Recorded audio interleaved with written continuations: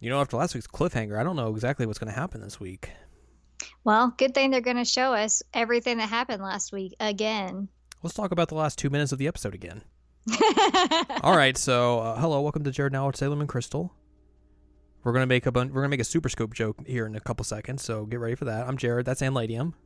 Hi. We're here to talk to you about episode 34, Act 33, Infinity 7, Transformation Super Sailor Moon. All right, so remember last episode where we were like, okay, everyone's been brainwashed. They're fighting each other. Usagi, Chibiusa, Mom are like, all right, hands in, guys. Let's game plan this. All right, on 3. 1, 2, 3. Holy Grail. And then lo and behold, oh, look, it's the Holy Grail.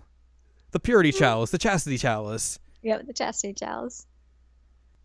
So, yeah, it was really weird that, here's the last, 2 minutes of the last episode, in case you forgot, even though there was, no breaks in between these episodes. Well, and I was also irritated because it's like, cliffhanger. Okay, but here's an extra of the 2 minutes that you just saw so that we can finish that cliffhanger. I'm like, guys. It was real dumb. But anyways, the Holy Grail does its thing. This is where my joke came in. I don't know if I can say it on the podcast. You can say anything on the podcast. Okay. I was making a joke because you were saying, everybody's put their stuff in. Maru doesn't get to put anything in. It's like, he provided the D. You laughed at my joke. He definitely did some providing. I mean, Chibi is future proof of that. It's true. Mm-hmm. So we get the Holy Grail. It basically unbrainwashes everyone. Yep. And we get a new outfit. They're like, what? The whatchamacallits, the talismans transform, and they put their junk into the Holy Grail, and then the other guardians. God, don't say that. The other guardians put their junk in the Holy Grail. Mamoru puts his junk into Usagi. Oh God. Yep. Not on the screen, obviously. Welcome to Jared Now Watch Sailor Moon Crystal After Dark.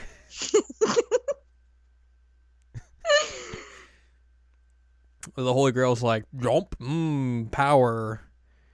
And then Usagi's like, I'm gonna get a drink of that. And then we get a new transformation where she transforms into Super Sailor Moon. It was awesome. She is now 16 bits. Now. Yep, she looks like a butterfly. She's got butt tails. Which I sent you a gif of Tails from Sonic. I said, this is Sailor Moon's new form. She's got a new attack. She does. And she uses that to defeat Cyprin and Patrol. It's like some Crisis stuff, right? It is Rainbow Moon Heartache. Crisis Makeup is her new transformation shout. Oh, okay. I knew Crisis was involved somehow. Yes. It's a big crisis. Yes. So everyone's like, whoa, that was cool. Huh. And then the outer guardians are like, well, we did the thing where we brought our talismans together, but nothing bad happened. That's weird. Huh. And then they basically all go back to Haruka's apartment, which has been trashed. Yep.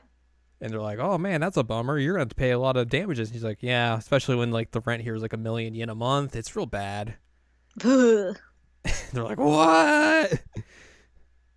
And then she's like, oh yeah, we got a bunch of patrons and sponsors and all that stuff. Go to patreon.com/Haruka and Michiru for all of you can support us there. I don't go there. I don't know if that's a real link. I don't know what it is, so don't go there.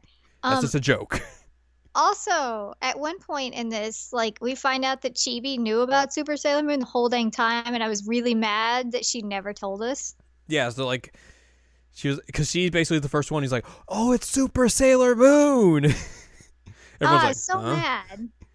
So we get a flashback of back when, I think in season 2, when King Endymion's like, Sailor Moon's invincible. She can never be defeated. And then we get a new flashback of Chibiusa talking to Queen Serenity, and she's like, Daddy told me that Sailor Moon's invincible. And then Queen Serenity's like, yeah. And then she can also become Super Sailor Moon. Isn't that cool? It says super in the name. Gets more buttons. Get more buttons. So that happens. Meanwhile, Hotaru is having some more issues, Nephew. meaning more so that she's like, there's someone else inside me. Help. My forehead hurts. My forehead hurts, and then I'm going to make a weird face that doesn't look like me at all. Yikes. Yikes. What else happened? What else happened? What else happened? What else happened? I think this is kind of more the episode where they talk about them kind of bringing Sailor Saturn into the fold of like, if our talismans come together, yada yada yada, Sailor Saturn will come and bleh. I think this is more of the like, hey, Sailor Saturn existed last episode. This is where we get the warning of like, oh, that's really bad if that happens. Yeah. And then this is where also we get to reveal, like, they're like, by the way, Sailor Saturn's most likely Hotaru. Yeah.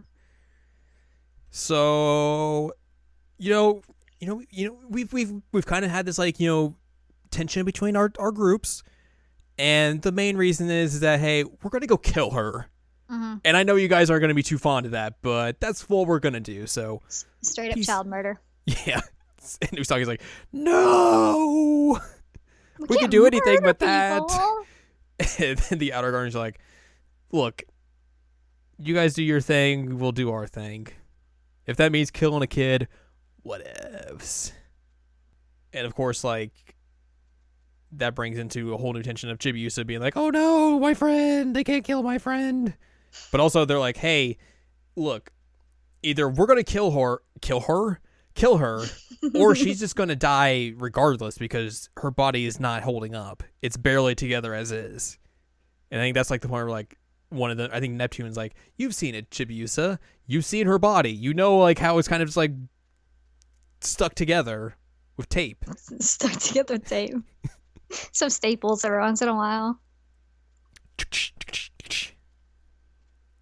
Which I think like this is where we get into like the real crux of this arc of how like the two sets of Guardians have like these different moral codes. And for the first two seasons that we've watched, it's been the Inner Guardians have done basically for justice, for righteousness, for like what they believe is the best option that will bring about a good ending, essentially. Yeah. And what I like about this season is that like the Outer Guardians are that gray, the shades of gray. We're like, hey, if we got to do some bad, we're going to do some bad because that's going to make things better than, they are now. If we got to go kill Hotaru, we're going to go do it. Humanity type thing. Yeah. It's kind of like the situation of like, if given the opportunity to kill Hitler, do you murder Hitler because it's Hitler in order to save the greater people of the existence? And yeah, you murder Hitler. Right. And I think it even like... They have that issue. I think it even calls into question like what exactly they had been doing before everything kind of went down, before they had been reawakened and everything. Like, what exactly was their missions when they were off on their own? Like, because like it basically calls into question like, man, they probably had to be doing some like real nasty shady if they're off on their own on the far reaches of the universe doing Queen Serenity's bidding to keep Silver Millennium safe. So what I'm getting is there needs to be more side stories of like special ops Outer Guardians. Yeah, there does. Yeah, I'd check that out. I think it's also just like one of the reasons why I find those three in particular like just to be way cooler than the Inner Senshi. Well, moral ambiguity is always a good true. thing. I mean, not good thing necessarily, but it's great for storytelling because when things are so black and white, then it gets kind of boring after a while. Mm-hmm. It's like, okay, I know you're on the good side, you're on the bad side. Everything is like this. And at this point, you're like, okay, well, what is right? What is wrong? Which, I mean, I told you straight up whenever we start, or when this happened, they're like, oh, we're going to kill her. I'm like, they're not going to kill her. Okay. You haven't watched this all the way through yet. You haven't read the manga all the way through yet. I have not. Do you know what happens? No. Okay. How would I know that? I mean, you've been on the internet. I have been on the internet, but this show's been out there for like over 20 years. But you have to remember that, like, I have been somehow very, very sheltered about Sailor Moon, even though, like, my best friend as a child was super into Sailor Moon. Okay, true. Um, I was never really exposed to the series, and I didn't know a whole lot about it other than, like, I knew that Serenity was Sailor Moon, even though you lied to me. Um, I didn't know really, like, who Chibi was. I didn't really know who any of the other ones were. Like, all I really knew about Sailor Moon was Sailor Moon, romance, magical girl, and that people always told me that I was a lot like Mercury. Okay, let me ask you this then. Okay. Where do you see this going? Ooh, that's a good question. I don't know. Because you always said they're not going to kill Hotaru. What are they going to do with her? Well, they can't kill a child. I mean, they're not going to do that in the series. She's like 12, right? I think some around there, yeah. She's older than Yeah. Chibi, Um, but younger than everyone else. so I mean, like, Keith Silverstein's gonna die. We know that. Not in real life. Please don't ever let that happen. Professor Um, Tomoe is going to die, not that version of there, Keith Silverstein. there you go. The professor version. He's gonna die. We know he's gonna die. Which, um, that would leave her orphaned. Okay. That's problematic. Okay. Is Usagi's family gonna have to take in another kid? That's an interesting idea. Well, no, think about it, because like she's legitimately gonna be orphaned because her mom died in the fire. He's gonna die. We know he's gonna die because he's too far gone. It's very interesting because the original anime fixes that problem, but the manga and this don't. As in, she doesn't become orphaned. Yeah. Is her mom not dead, or Well, her mom's do not they in the original series. Oh, so somehow they like save him. Basically, yeah. Okay. I don't know. I'm pretty sure Mitsuru lady is gonna die. So you're 98% of that. actually kind of on the right path, but you Yeah. don't have like the necessary, like, you don't have the finish line in sight, because it's something that you would have to, like, I think it would be a wild guess for you of where this Yeah, goes. like I don't know how they would handle, because like obviously Saturn's not supposed to happen, but they also said that she has to become Saturn in order to repair her body True.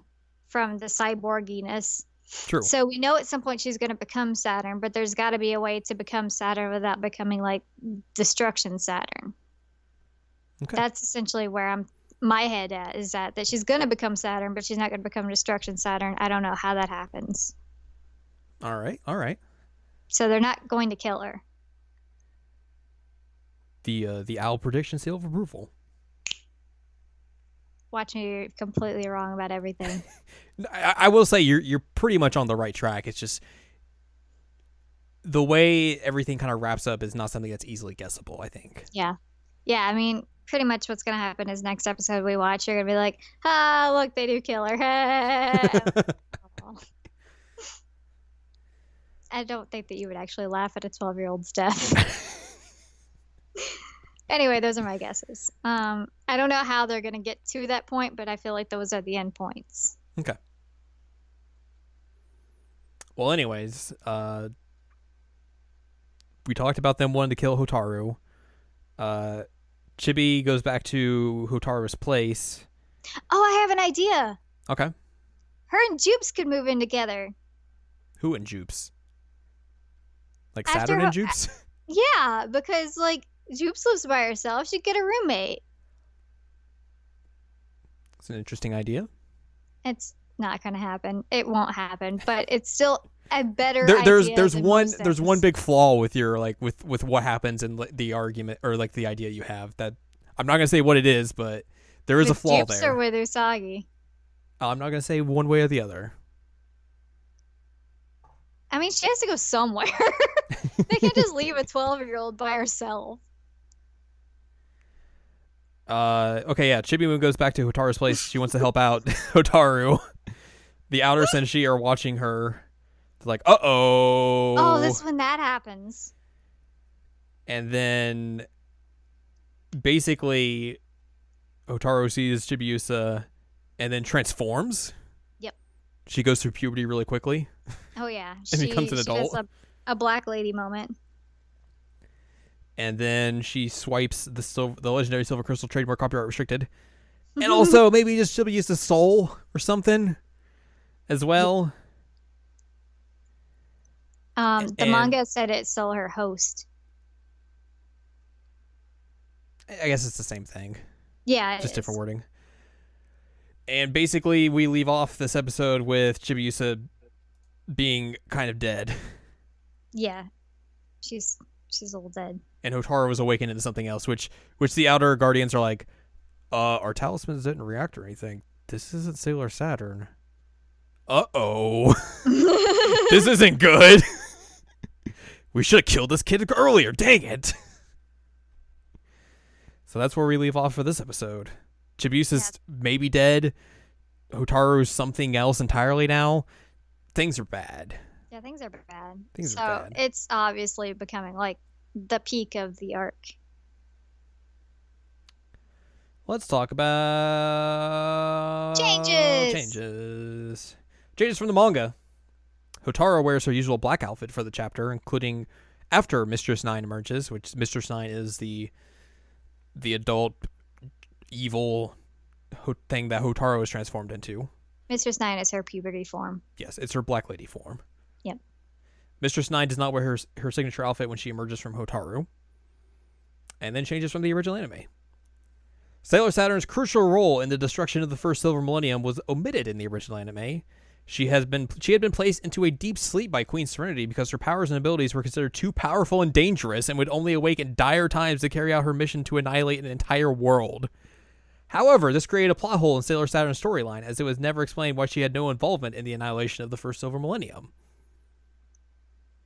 At one point, Sailor Saturn had briefly taken over Hotaru and used her ability to paralyze the daemon, allowing Super Sailor Moon to eliminate it. She later teleported her unconscious host back to her bedroom. Once again, the three talismans did not awake Sailor Saturn. Sailor Moon obtained the Holy Grail by reaching to grab it before Udial and evolved into Super Sailor Moon right afterwards, so she evolved a little bit earlier. Hotaru was not shown actively battling to contain the evil being lying dormant within her mind and spirit, nor did she indicate she was even aware of it being housed inside her. Cyprian and Patrol were destroyed when the Senshi tricked the two into attacking each other. None of the Guardians gained heart-shaped brooches until they gained their super forms, which did not occur until the fourth season, which that's the thing we forgot to mention, that after the Super Sailor Moon, their brooches are now hearts. The Outer Senshi were never shown in flashbacks of the Silver Millennium. Mistress 9 did not steal Chibiusa's own silver crystal, but instead swallowed her pure heart crystal to fully awaken and take full possession of Hotaru's mind and body. Mistress 9 only used her prehensile hair to trap Sailor Uranus and Neptune to force Sailor Moon to hand over the Holy Grail. Dun-dun-dun-dun. So intense. So much stuff is happening. And now we begin the road to the end, essentially. So I gotta see how many more episodes we have left after this. We got 5 episodes left. I don't know what we're gonna do with our lives, like, once we can't watch Sailor Moon Crystal anymore. Cry. Probably. I mean, I do that anyway, but probably cry. So next time we will talk about episode 35, Act 34, Infinity 8, Infinite Labyrinth 1. Wonder what they could get stuck in. It's a lot of numbers. It is a lot of numbers. Why are there so many numbers in this one? That's a good question. Why did they have to title everything? Oh, God. Why? Because they hate us. Apparently so. So yeah, that's. But you guys don't hate us. Yeah. Yeah. Hopefully. So that's what we're going to talk about next week. Will Chibiusa be dead? What's going to happen? What's in an infinite labyrinth? Ugh. But that's going to wrap this episode up. See. So if you want more from us, go to seasonlanguagecheckup.com or sac.cool for past episodes of this and other podcasts like Season Language Checkup and Season Language Checkup OVA. And you can also find columns and reviews on the site as well. For more from Anne Ladyem, go to anneladyem.com where you can find columns and reviews from her. And you can follow us on Twitter, twitter.com/anime checkup, where you get tweets. So yeah, next time, episode 35, act 34, numbers. Yeah.